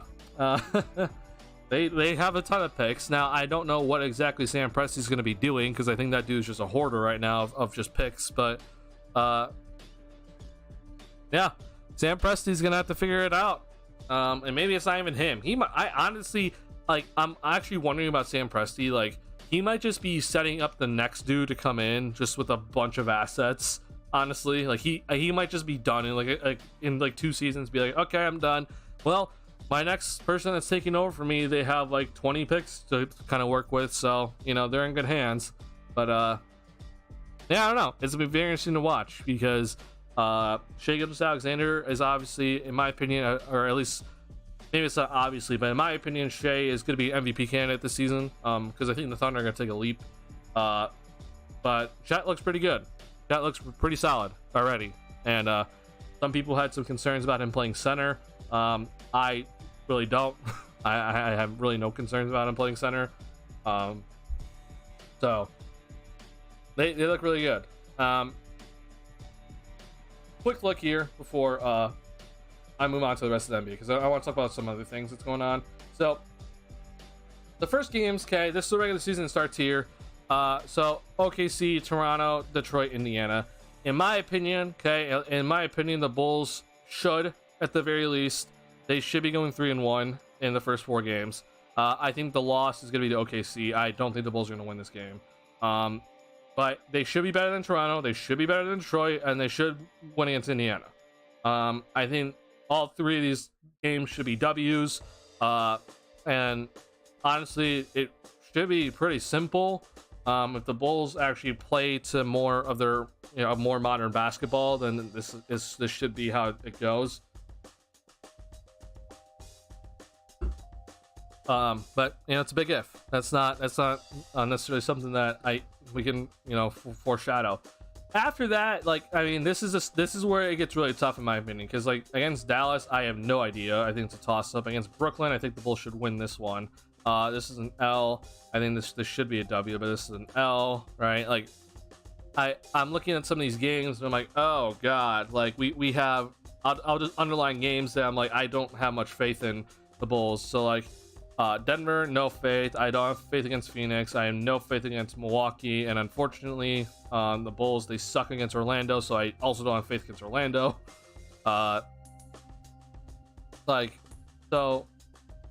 This game. I'm just gonna say one of these games we lose, and I also think we split against Miami, and then I think we lose against OKC. This is rough out of the gate, right? The Bulls schedule, I think, does get easier as we move along the season, but it's not like it gets super easy, right? I think when you kind of look at April, it looks a little bit easier compared to the rest of the schedule, right? I mean, Atlanta, New York, Orlando, New York, Detroit, Washington, New York. This is a nice ending to the season. When we look at, though, I think it's January or something, it looks pretty awful. Let's see, Philly, New York, Charlotte, Houston. Yes. No. Yeah, this is pretty rough too. So, Bulls gonna have to make sure that they really win against the teams they should win against. That's all I'm gonna say. Brooklyn's overrated by the media. Honestly, they're more play a team than the Bulls. I agree. I think a lot of people think Brooklyn is gonna a lot of people think Brooklyn's gonna really be competitive and then stay around the 6th seed type area. I honestly think Brooklyn's gonna move down because, one, as much as I love Mikal Bridges, I don't think he can be a number one option, honestly. And that's no hate to him. He did average 26 when he got traded, but I just don't think he could be a number one option. And I don't trust Ben Simmons. I'm sorry. I just don't. I know he's looked pretty well in preseason. I just don't trust him. And the rest of the team, I just look at the rest of the team and I'm just like, I like Nick Claxton. He's a defensive player of the year candidate, but I don't think they have the firepower. I really don't. So I do think that Brooklyn's going to go down. I think the Bulls, they put up a pretty decent fight against Brooklyn with Durant and Irving. So I think they should be winning against this Brooklyn Nets team. They destroyed Brooklyn. I think the first game that Brooklyn played after the All-Star break or something. I mean, it was the first game after the All-Star break. The Bulls absolutely destroyed Brooklyn. And I think it should be a kind of a similar thing. But I do think the Brooklyn Nets will stay competitive because they don't own their picks. All their picks go to Houston. So there's no reason for Brooklyn to, tank. So they'll stay competitive. I just think the Bulls should be better, personally. But, it is. We'll see. We'll have to see. But that's my preview of the Bulls season for this stream at the very least. I will be streaming, obviously, Wednesday night, first game of the season, post game. So be prepared for that. But before I end stream, okay, let's talk some other stuff here, okay? We talked a little bit about these two. Oh my God, sorry. We talked a little bit about these two teams up here, right? In some previous streams, right? We had talked about Milwaukee and how some of their sets just kind of look unguardable. Boston, we talked about how they're kind of really changing their overall look as a team. Obviously Tatum and Brown are still there, but you got Holiday, you got Porzingis. Here's the biggest thing in my opinion. At least for now, things could change, but Boston got out of preseason healthy. I think a lot of people are concerned about Porzingis and his health heading into the season, and I understand why, because Porzingis has been injury prone. But Boston survived preseason healthy, at least for now. Okay, this is October 18th, 19th of 11 p.m. Central Time. Boston is currently healthy. So that's gonna be something to look after. But Boston right now, they look pretty healthy. So I thought that we were going to get a resolution to the James Harden stuff. James Harden's not showing up to practice suddenly. I thought he would continue just showing up, and then they'll just kind of see how it works out as the season starts. And then inevitably, when the 76ers start losing games, I thought they'd actually pull the trigger on the trade. James Harden's not showing up to practice right now. So I don't know what the hell the 76ers are going to do, because the 76ers are going to be a team that if this just continues, I think they go down in a sense where Cleveland could take them over, but who knows, man. This is ridiculous that what we're watching unfold in Philly. I don't know who has leverage. I honestly don't. I think Harden honestly has the most leverage, but it's not a lot. So it's something that we're gonna have to just be paying attention to, because I don't know what's gonna happen with them, unfortunately. Talks to me, 76ers fan. Look, I'd be pretty livid as a 76ers fan. I won't lie. You've only been to the conference semifinals the past however many seasons. That's the farthest you've gone. You have Embiid, who's a generational talent, and you haven't gone any farther. Ben Simmons saga, James Harden saga. Jimmy Butler didn't re-sign. He's re-signed Tobias Harris to a max contract. Yeah, I'd be pretty upset. It doesn't look too good, and it just doesn't seem like it ever ends in Philly. And Daryl Morey is a guy at GM that I don't fully trust. So, yeah, not great. It's really not great right now if you're a 76ers fan. It also sucks seeing that the Boston Celtics and the Milwaukee Bucks, the two teams that you have to get through the Eastern Conference, they got better. So, yeah. Good luck, Philly. I'm sorry. Not sure. Kawhi shot? Yep. Kawhi shot. It can never go right if you're a Philly fan right now. I guess I should say a Philly fan of basketball. The Eagles look pretty solid, but they did just lose. Other thing I want to talk about.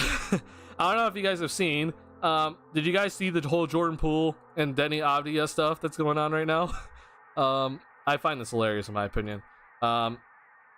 This is hilarious. Because I think we all kind of knew that Jordan Poole, when he went to the Wizards, that he is just gonna be launching shots. So on this play here, Jordan Poole does like a little step back, and look at Avdia. And Avdia is so pissed off when Jordan Poole shot that ball. This is hilarious to me. And then I guess there was some other clip of like these two like arguing on the bench or whatever. I don't find the arguments like too interesting or not, but I find this hilarious because Denny Avdia does not really deserve the ball at all, because he shot 29% from 3-point land last season. And Jordan Poole is just gonna shoot it, like straight up. He is officially unleashed. This dude is gonna average like 28 plus or something on like terrible efficiency. So get used to it, Denny, because you're not getting the ball. Get used to it, Denny Avdia, because this is the new norm for you. Being second thoughts to Jordan Poole, because that dude is gonna take every shot. I have no doubts in my mind about that. And then last but not least, I wanted to kind of go through some of the the award predictions, because I promised this I think last stream, maybe. I don't know when I promised this necessarily, but I'd like to hear your thoughts on who you're gonna think is gonna be, MVP, Sixth Man of the Year, Defensive Player of the Year, Coach of the Year, Rookie of the Year, etc. So yeah, I'm just gonna go ahead and give mine, because I'll just go ahead and start off what I have at the very least, for kind of my awards, at least for now. I'm probably gonna stick with this kind of just through for the rest of the seasons. But for right now, my MVP, I do think that Jokic is gonna get it, because I don't really see what's stopping him. I think that the media pretty much kind of gave the MVP to Embiid in a sense because of voter fatigue, and then Jokic went on to win the championship, so now they're gonna go and vote for him again. Also, I don't know what's gonna be stopping Denver except for maybe Phoenix, if Phoenix can actually figure it out. So I think that Denver is looking pretty solid yet again, and I think Jokic is gonna be my MVP as of right now. I think Jordan Poole would want to establish as the guy. I think Luka is due for an MVP. Good thought. Yeah, I could definitely see Luka winning it too. For me though, I do have Jokic for now. Embiid shouldn't have won last year. I'm also in agreement with you, but I'm not. I guess I also can't be upset for the people that thought he should have won, because I also understand, like, it kind of it makes sense, for at least for some people, right? They're like, hey, you know, this is something that, you know, this is an argument for Embiid, you know, whatever. I just personally thought Jokic still deserved it because I had him as an MVP by a long shot early on the season, and then Embiid started playing better and closed the gap, but to me it was just still Jokic. But yeah. For my most improved, this might be cheating, but I am going to go Jordan Poole. And this is going to be very interesting to kind of watch how the voters kind of look at it, because with Jordan Poole, okay, so when we look at Jordan Poole's numbers, he averaged, right, or was it 18 and a half, right? So, and then last season he also averaged 20. It's going to be interesting to see how this all works out, because in my opinion, I think Jordan Poole's going to go up to like 28. And that's a pretty significant jump. They gave Ja Morant the most improved, right? Okay, and Ja Morant, what did he do? He went from 19 to 27. So I don't know exactly what's going to happen with the voting, but to me, it's Jordan Poole. Most for, I think, Desmond Bane. So yeah, that's another that would be my second option if I had to like put down a second guy, because Desmond Bane right now is the guy in Memphis, and Ja Morant's out for at least 25 games. So this would be the time for Desmond Bane to go ahead and just kind of go off. My only thing though that I'm concerned about, right, is Desmond Bane's health, because last season he had that whole health thing, and with extended minutes, let's hope that he stays healthy, right? Yeah, I think it's also a really solid pick. Is Desmond Bane. So I think that's overall really good as well.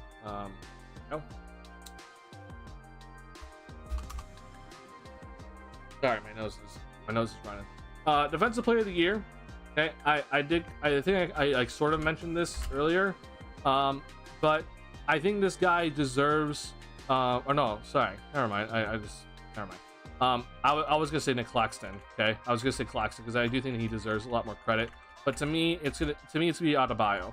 I think this guy has also not gotten his recognition for his defense, and I think that no matter what, if Miami is gonna suck, it's gonna be in the offensive end. Defensively, they're gonna still be pretty solid. So I think that Bam Adebayo is gonna get his overall, just, you know, I guess his praise finally for the defensive end, because I think that maybe the voting, or at least the media, kind of figured out, oh hey, yeah, we've been kind of forgetting about Bam these past couple of seasons, because he's an easy person to kind of forget about. But yeah, that's my defensive player of the year. Sixth man, I won't lie, I don't really know. This is one of those that I'm kind of stuck on right now, because I don't have like someone that like jumps out of my mind. It'll be very interesting to see what the Lakers do, because if Rui Hachimura comes off the bench, I could see him kind of like being in the run if he has like a really solid year. Other than that though, I don't really know. I might have to think about this and come back to it, but yeah, we might have to come back to this one, honestly. I know Derek White, at least for now, it seems like Derek White is starting for the Boston Celtics, so I don't really see why Derek White would get it. Even though if he was coming off the bench, I would heavily have him as a good sixth man of the year candidate. Yeah, I'm not entirely sure, honestly. In terms of rookie of the year, I do think Wembanyama is going to get it. Everything just points to it. I think honestly the craziest thing is that I think his best competition is actually gonna be Chet Holmgren, and not Scoot Henderson. Because Chet, obviously he had an extra year. He's a little bit more NBA ready. And I think that there's gonna be a lot more eyes on OKC than there is gonna be on Portland. So I do think that his competition will be Chet Holmgren, but it's gonna be Wembanyama. I'm gonna look up 6 man of the year candidates in just a second here, because I guess here's another guy that I just kind of thought of. I think Bobby Portis could be a guy. I'll put this like as a question mark for now. But yeah, I would really like to see Bobby Portis kind of win the 6 man of the year overall, or sorry, 6 man of the year award, because I do think that that would fit him pretty well. But we'll see what the lineup is, right? Because he could also start. And then for me, because I do think that the Thunder are going to be taking a humongous step, I do think it's going to be Mark. I don't even know. It's a Daniel. I don't know how to say his last name. I think that he is going to win coach of the year. I think that the Thunder are going to take a pretty serious leap, in my opinion. And he'll get his praise, because I do think he's run the Thunder roster pretty well, especially if Shea is going to be in like MVP talks. So, how many points per game does a most improved candidate need? I think it's very year to year. I just think that it's ridiculous to see that John Morant won it, right? I don't think John Morant should have won it, by the way. But because I do think it should have been Desmond Bane that won it that year. But then John Morant won it, right? And it was just because he went from 19 to 27, right? So who knows? Honestly, it is kind of like it's an odd type of thing, because then like we obviously know that like Jimmy Butler won it, right? And Jimmy Butler, he went from 13 to 20, right? And then Pascal Siakam won it, and he went from 7 to 16, I think. Yeah, 17. I think that's what he won it. 2018, 19, 2018. Yeah. So yeah, it just kind of matters year to year of like who is actually doing it, and then what sort of role they're kind of, I guess, playing. I don't really like giving it to guys they're like top 3 overall picks. I think that's really stupid, because it's just like we kind of expected that from you anyway, of like taking a pretty massive leap your third year. Like that's normal. So I would like to give it to someone not that, right? Yeah, I think Desmond Bane's a pretty good overall pick. I think the other person that people are going to talk about is Mikal Bridges, because a lot of people are thinking that Mikal Bridges is going to be an all-star this season. So you have to look at this season, okay? So he averaged overall 20, okay, from last season, and people are thinking he's going to go up to like 26 or 27. I don't think that's going to be the case. I understand he averaged 26 in his 27 games in Brooklyn, okay? I'm aware. I just don't think he's going to get there. I unfortunately don't. So I don't think that's sustainable. But people really think that he's like the guy. Like he's the guy that's going to take that massive lead this season. So that'll be interesting to watch. The other person like mentioned was Desmond Bane. A lot of people think it's going to happen, which I think that's more realistic personally. Alex Caruso, if he averages 15 points, yeah, if Alex Caruso averaged 15 points per game in 28 minutes, then yeah, he'd 100% be the 6 man of the year. But that's not the case. Or he'd honestly be most improved. Let's see, Bulls need Kobe White to be an MIP candidate. I'd love to see it personally. I'd love to see Kobe take a massive leap.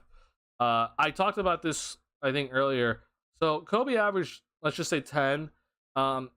Lonzo, when he was here, averaged 13. Okay, so he averaged like a flat 13. I don't know if Kobe can replicate that. Okay, or like get to that point, but it would be ideal in a sense that Kobe does get to like 13 or 14, right? I think that would help out this team tremendously, especially with their offensive woes, which unfortunately I don't think that's going to get Kobe to most improved candidate talks. So that's the only thing. And then it would also be kind of weird because he did average 15 one year, and then suddenly he's averaging like 14. He's like, oh yeah, most improved candidate. Like, that doesn't exactly work. So yeah, I don't think it's a possibility, unfortunately, for Kobe to win most improved, unless there is a major shift in the team, and then suddenly Kobe's averaging 20 per game, right? So yeah. More possessions, think he could get more than Lonzo? I think it's a possibility. Yeah, I can honestly see Kobe averaging 14, right? I don't think that's out of the realm of possibility. I just think it's gonna be tough. Like he's gonna average more than 10, right? He's not gonna average 10 like he did last season. So I think I would expect his number to be closer to like the 13-14 range. Yeah. But I don't think Kobe's gonna get to 16 like some people think. But if he does, that'd be fantastic. I'd be very, very happy if somehow Kobe's averaging 16 points per game on this squad moving forward. I'm going to actually search up here. I'm going to look at the betting odds. 6 man of the year. Let's look at the odds and who they actually have. So for some reason they have Tyrese Maxey, according to Sports Betting Line. Tyrese Maxey is going to win 6 man of the year, apparently. To that makes no sense. Okay, so Malcolm Brogdon, which I don't understand that. Emmanuel Quickley is a pretty decent option. Norman Powell. They have Tyrese Maxey here. I don't get that. Malik Monk's a good option. Bobby Portis. Russell Westbrook, Jordan Poole, which that doesn't make any sense. Bogdan Bogdanovic, Christian Wood, and then Benedict Mathurin. So if you want to know what I'm looking at, here's what I'm looking at. I'll just roll this. Don't look at that specifically. If you want to look at the link, here's the link in the chat here. I don't understand some of these odds because a lot of these guys are starters. Like Tyrese Maxey's starter. Jordan Poole's gonna be starting. And I don't think we know where Malcolm Brogdon's going yet. So not sure about that. Let's see. NBA Vegas odds.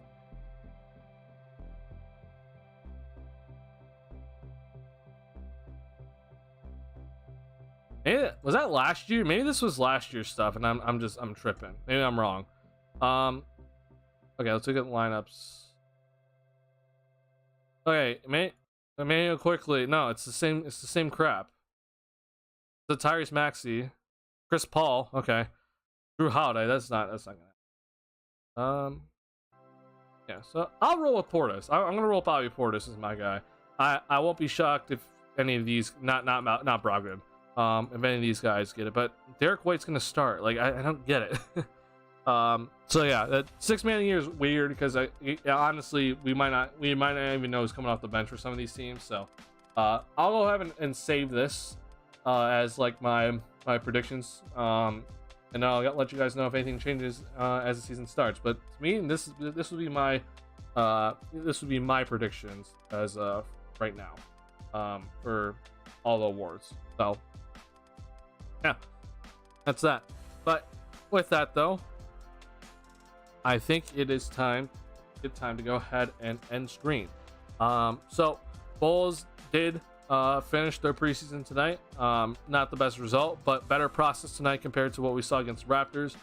They shot 10 more threes in this game compared to what they shot against the Raptors. So this is overall, it's pretty solid overall process. Just sucked that Levine wasn't able to play tonight and Drummond is also out, and the team just couldn't make any threes. It really sucks because I do think that I was waiting for at some point the threes to go down, but it just didn't happen. And the Bulls will be playing on October 25th on Wednesday night against Oklahoma City Thunder. Here it is. It is at the United Center. So hopefully the Bulls can pull out this win. In my opinion, though, I do not have the Bulls winning this game because I do think that the Thunder are going to be taking a massive leap this season. So I don't have the Bulls being a better team than the Thunder this year. So I do expect the Bulls to lose this one.